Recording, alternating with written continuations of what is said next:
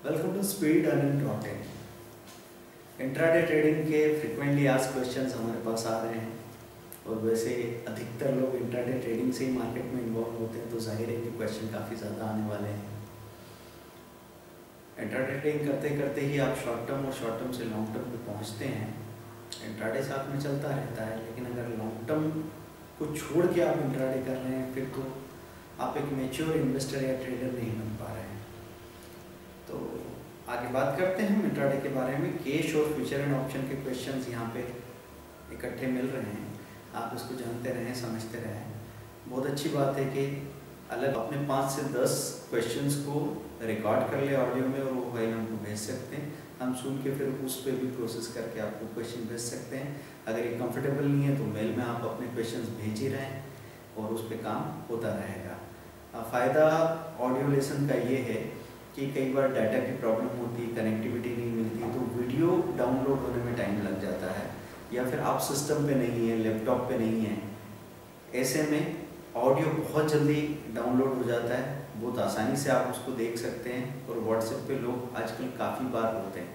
हाँ, एक बात के लिए हम आपसे माफ़ी चाहेंगे कि हमारा व्हाट्सएप स्टाफ दिन में 1 या 2 बार चेक करता है, हम नहीं कर पाते उसको क्योंकि हम लगातार ट्रेनिंग्स में होते हैं।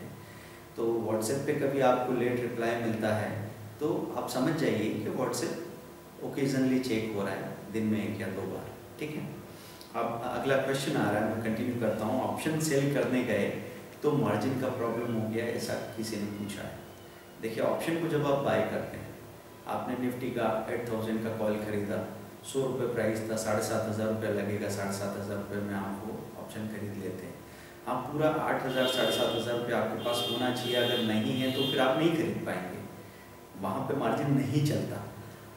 लेकिन अगर शॉर्ट सेल करना है तो पूरे फ्यूचर का मार्जिन लग सकता है। उसमें 2 ऑप्शन हैं। कुछ ब्रोकर्स आपको इंट्राडे के लिए मौका दे रहे हैं कि आपके पास पूरा मार्जिन नहीं है फ्यूचर का, तो भी आप शॉर्ट सेल कर सकते हैं। लेकिन अगर आप उसको शॉर्ट सेल करके रखना चाहते हैं 2-4 दिन, तो फिर आपको पूरा मार्जिन देना ही होता है। तो जब भी राइट करते हैं, मतलब हम कॉल या पुट को शॉर्ट सेल करते हैं, तब एक ही बात की परेशानी है कि आपको मार्जिन पूरे फ्यूचर का लगता है।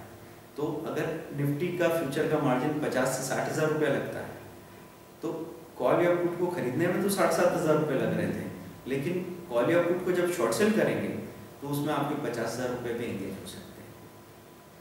तो ऐसे में मार्जिन की प्रॉब्लम आ रही है, तो उसका कारण यही है।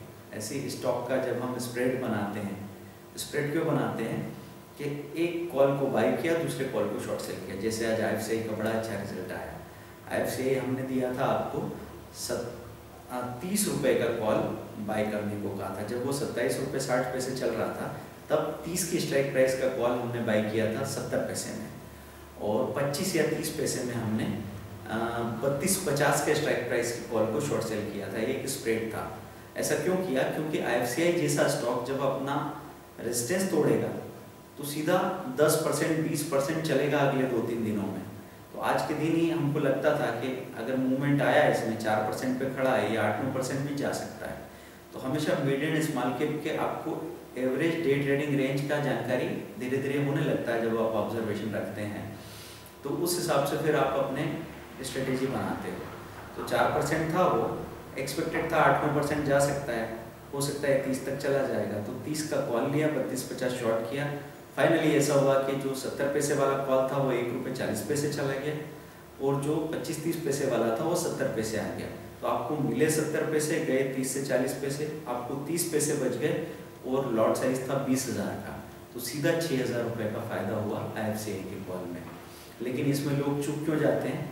क्योंकि सभी लोगों को कम चेक देके ज़्यादा कमाने का चस्का लगा हुआ है, और जब कम टुकड़े टुकड़े में जब आप चेक देते हैं तो ये समझ लो कि टुकड़े टुकड़े में देने वाले को सबसे ज़्यादा पैसा देना पड़ता है, ठीक है।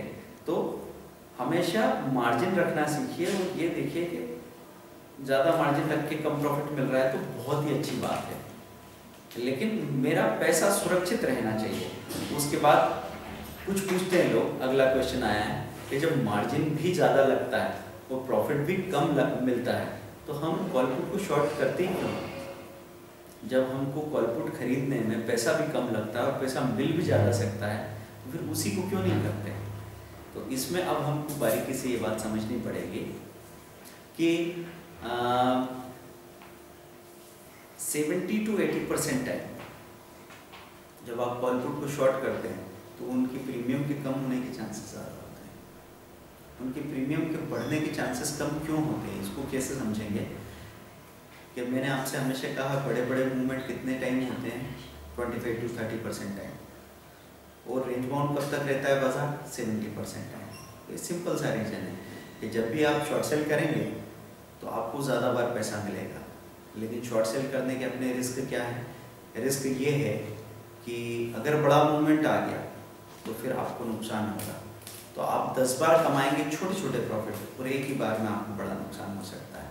इसलिए जब भी कोई बड़ी इवेंट आने वाली हो, किसी स्टॉक की बात करें, स्टॉक में कोई न्यूज़ आने वाली है, ऑर्डर की बात हो, इनके रिजल्ट आने वाले हो, उसके पहले आप कॉल पुट को शॉर्ट करके मत रखिए और बगैर स्टॉप लॉस के तो कतई मत रखिए, है ना। शुरुआती दिनों में निफ्टी बैंक निफ्टी को भी शॉर्ट करके मत रखिए, आखिरी दिनों में निफ्टी बैंक निफ्टी को शॉर्ट सेल करके रखें और इंट्राडे में शॉर्ट सेल करें और स्टॉप लॉस रखें स्ट्रिक्ट, तो तब तो कोई प्रॉब्लम है ही नहीं।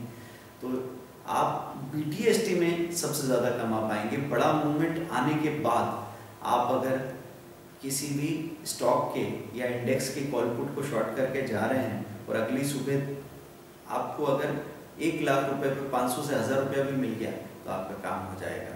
तो आप मार्जिन देखने के बजाय थोड़ा बड़ा सोचिए, क्योंकि छोटे ट्रेडर की प्रॉब्लम यही है, जितना कम पूंजी होता है आदमी उतना ज़्यादा प्रॉफिट एक झटके में चाहता है।